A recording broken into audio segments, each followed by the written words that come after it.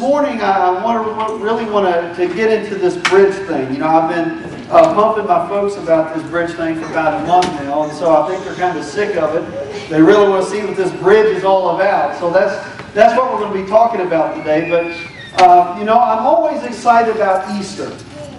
Easter's always an exciting time. You know, everybody dresses up in their pretty clothes. They've got their nice ties or the nice hats, which I don't see any here today. Usually we have some nice hats in the building. I must have told them not to wear them or something. Did I say not to wear them? I don't know. But you know, Easter is a good day. It's a family day. It's a day where we come together and we worship together, we celebrate together, we enjoy time together. And so I'm grateful that you've decided to be with us this morning. I'm always excited about Easter. I'm not ignorant about what's going on in the world. You know, we come in here with a lot of baggage. We come in here with a lot of things happening in our own lives. You know, there's struggles, there's trials, there's tribulations. A family here this morning just laid their father to rest this week. And so, you know, there's a lot of stuff happening in our world today. And I know that it's a struggle for some of you to get here even today.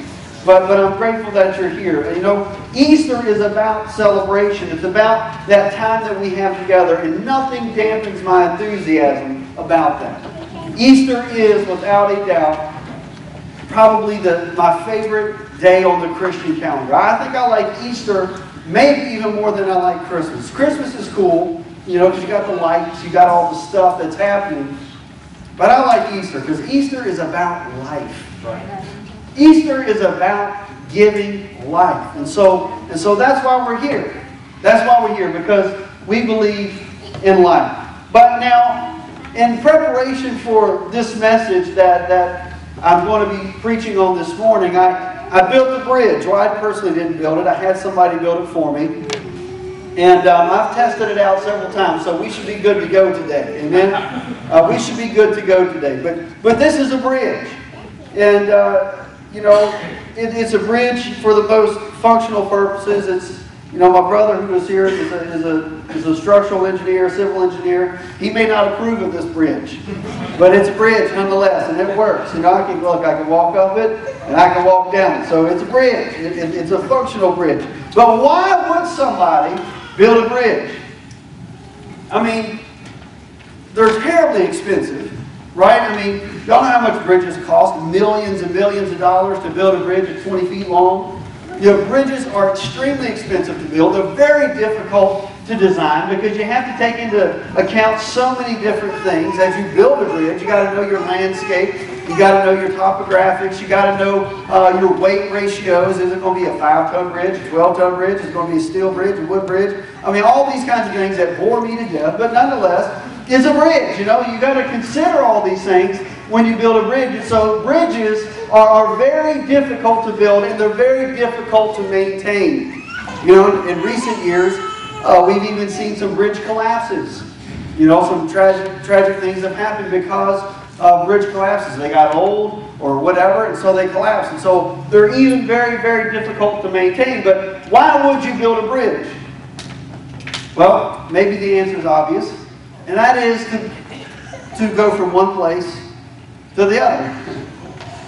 A bridge serves a purpose of spanning a chasm. It serves a purpose of going from point A to point B, which you normally might not be able to get there any other way than across a bridge. You know, you have somebody on this cliff and they want to go see the people on this cliff, but there's no way to get there unless they go all the way down through the valley, into the chasm, into the gorge or whatever it is, and they got to climb back up the other side. And eventually somebody will get tired enough of walking that walk or going through what they got to go through that they'll build a bridge. You know, for convenience, as Americans, we spend a lot of money on convenience, and bridges are convenient. I don't want to have to drive all the way around the Occoquan River to get to Occoquan. I just want to go across the bridge to Lorton, you know what I mean? So we cross bridges. We build bridges to help us get across a chasm. Now, do you know what most bridges are constructed of? Steel, wood, aluminum, all kinds of stuff. All kinds of stuff goes into a bridge. Now, my folks have heard this story a couple times, so I won't bore you with that, but besides my time at VDOT when I was a teenager, besides scraping up roadkill for a living, which I can do now, every once in a while I got to go on cool assignments, like on the bridge crew, you know, and so we would go out, we'd go out to a bridge, and if it was broke, we would try to fix it, or if they needed help doing something, we would try to build that bridge. And basically, you build a bridge by two things.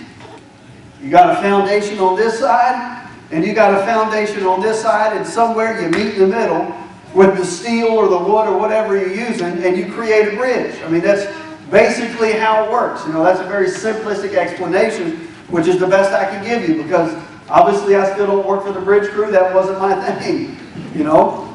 So I guess those bridges are still standing. I don't really know. I haven't been there. Anyway, you build that bridge. That's how it's constructed, with a foundation on each side. We have to have that foundation in order to build the bridge. Otherwise, the bridge will fail immediately. It may fail eventually anyway, but without that secure foundation on each side, the bridge automatically fails. It sinks, it shifts, it twists, it collapses into the water or whatever, it's over. So why do I bring this up? Because in the beginning of time, when human beings started to imagine the presence and the reality of God, it did not take them very long to understand that there was a chasm between them and God. As human beings began to think about who they were, they began to think about their life, they began to think about their own thoughts, they began to realize very quickly that there was something separating them between God and them. They figured if this God who was so big, who was so immense, who created the heavens and the earth, who spoke the stars into existence, who holds the world in His hands, if this same God is that big, then He also must be that holy. If a God is that big and that holy, and I understand who I am, there's a problem. No matter how hard I try, no matter what I do, no matter where I'm coming from, or what I know, there's a chasm between God and myself, because I cannot build that bridge. I cannot be holy enough. I cannot be righteous enough. I cannot be smart enough or intelligent enough or any of those things enough to really build and cross that bridge. And so we began to think about God in lofty terms. We began to think about God as a distant God. How many of you here this morning, you don't have to raise your hand, but you think of God as something far off, something intangible, something that you're not able to reach or understand in your mind because He is so far away. That's how we as humans have created space between us and God, that chasm. Any honest human being who looks into their own heart, into their own soul, they would probably say, I don't even line up with my own expectations, much less God's. And I speak to myself on that. I know who I am as a person. You may say, oh, you're a pastor, you've got it all together. You know, you may not have to struggle with this or struggle with that. I guarantee you that is not the case. In fact, I probably have just as many struggles as you do, if not more, as a pastor.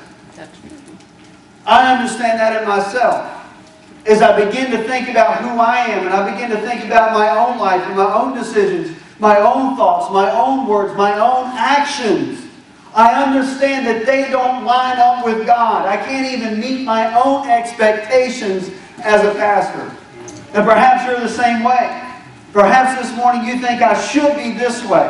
I ought to act that way. I should speak this way. I should do these things, but I don't.